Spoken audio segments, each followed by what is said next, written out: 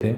अभी हमने question start करना है एक्सरसाइज 2.2 का क्वेश्चन नंबर 14। ठीक है, और क्वेश्चन नंबर 14 का स्टेटमेंट पहले समझते हैं कि ये स्टेटमेंट में क्या कहते हैं। देखो, if inverse of a square matrix exist then it is unique. मतलब ये कि एक मैट्रिक्स के अगर इनवर्स एग्जिस्ट कर रहा है तो वो यूनिक भी होगा या नहीं। मतलब ये कि आपके पास फॉर एग्जांपल इनवर्स कैसे हम फाइंड करते थे कि देखो A inverse is equal to 1/a determinant adjoint of A. यह मेथड था इनवर्स का। अब ये इनवर्स देखते हैं, इनवर्स का तो हमें हमेशा जब भी हमने फाइंड किया है हमें एक यूनिक मैट्रिक्स मिलता है, यूनिक इनवर्स मिलता है। लेकिन फिर भी हम इसको प्रूव करते हैं कि आया यूनिक कैसे है। तो सबसे पहले हम लिखते हैं let A be a non singular matrix. मतलब ज़ाहिरी बात है, अगर आप इनवर्स फाइंड करते हैं तो मैट्रिक्स तो नॉन सिंगुलर होना चाहिए। तो आपने लिखना है let A be a non singular matrix, non singular matrix. अच्छा, तो ये जब नॉन सिंगुलर मैट्रिक्स हुआ देन बाय डेफिनेशन फिर हमारे पास एक डेफिनेशन है। वो क्या है कि अगर ए नॉन सिंगुलर है तो ए के साथ अगर हम उसका इन्वर्स मल्टीप्लाई करें और उसका इन्वर्स अगर ए के साथ हम मल्टीप्लाई करें इस साइड से उस साइड से, इससे हमें हमेशा आइडेंटिटी मिलेगा।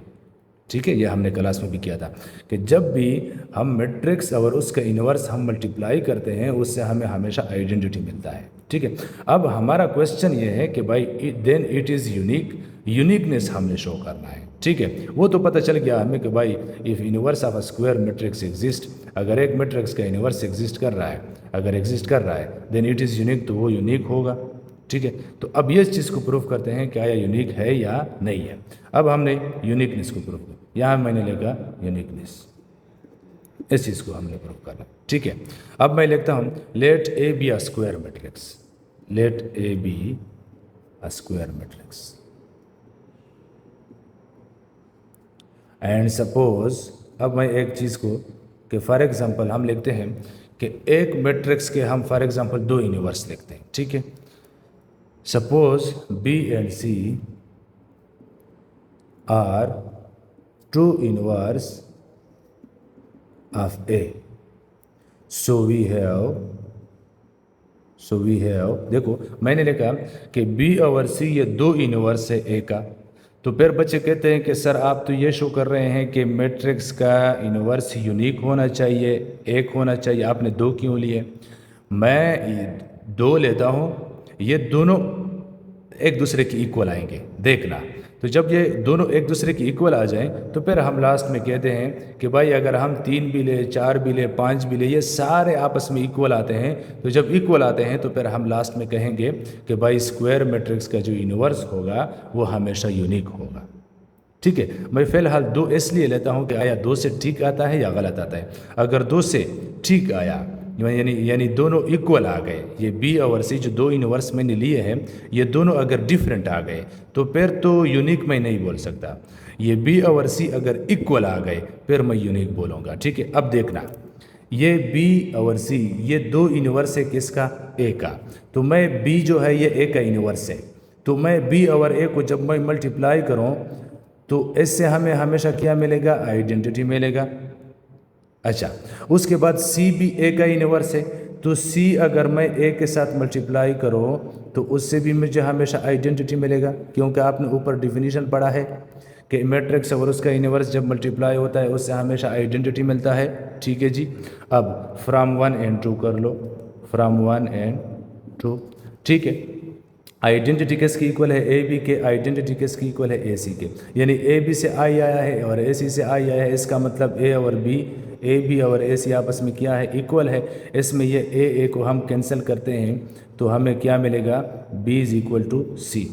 मैंने अभी कहा था कि अगर बी और सी डिफरेंट आ गए तो फिर तो हमारा क्वेश्चन हम क्वेश्चन में यूनिक नहीं कह सकते, हम बोलेंगे कि भाई मैट्रिक्स का यूनिवर्स यूनिक नहीं है।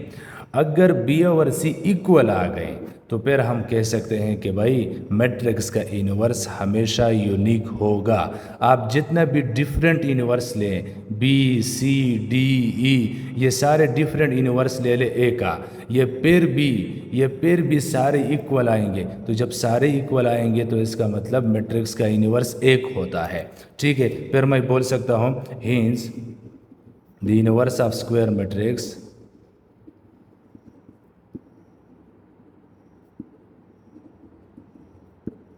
Is always unique. ठीक है, ये आपका एक क्वेश्चन कंप्लीट होगा। एक दफ़ा फिर रिवाइज करते हैं, इंपॉर्टेंट क्वेश्चन है कि भाई देखो क्वेश्चन ये कहता है कि मैट्रिक्स का यूनिवर्स अगर एग्जिस्ट कर रहा है तो वो यूनिक भी होगा। देखो let A non singular matrix है, तो जब नॉन सिंगुलर मैट्रिक्स होता है तो उस मैट्रिक्स और उसका यूनिवर्स जब मल्टीप्लाई करते हैं उससे हमेशा आइडेंटिटी मिलता है। ये बाय डिफिनीशन है, यह हम प्रूफ है बाकायदा हम करते हैं, आप खुद भी चेक कर सकते हो। उसके बाद यूनिकनेस को एग्जिस्ट करें। यूनिकनेस को एग्जिस्ट करने के लिए आपने दो यूनिवर्स अपने आप से लेट करना है, बी और सी, ये दो यूनिवर्स है ए का, ये मैंने अपने आप से सपोज कर दिया। अब अगर ये दोनों यूनिवर्स है तो इसको ए के साथ मल्टीप्लाई करने से भी मुझे आइडेंटिटी मिलेगा, क्योंकि ऊपर डिफिनीशन है ए बी और बी ए के से आइडेंटिटी मिलेगा। सी भी ए का यूनिवर्स है तो ए सी और सी ए से भी आइडेंटिटी मिलेगा फ्रॉम 1 and 2। तो ए बी आइडेंटिटी के इक्वल है, ए सी भी आइडेंटिटी के इक्वल है, इसका मतलब A B is equal to A C, तो A cancel, B is equal to C. तो जब दो इन्वर्स मैंने लिए थे बी और सी, दो डिफरेंट इन्वर्स थे, तो ये दोनों तो इक्वल आ गए लास्ट में। जब इक्वल आ गए तो फिर हम कह सकते हैं कि भाई इन्वर्स जो है उस मैट्रिक्स का, स्क्वायर मैट्रिक्स का हमेशा यूनिक होगा। बहुत इंपॉर्टेंट क्वेश्चन है बच्चों, इसको लाजमी, इसका स्टेटमेंट भी बहुत शार्ट है, पेपर में बहुत ज़्यादा आता है। ठीक है, स्टेटमेंट भी इसका बहुत शार्ट है, तो इसलिए आप सब ने इस पर प्रैक्टिस करना है। ठीक है।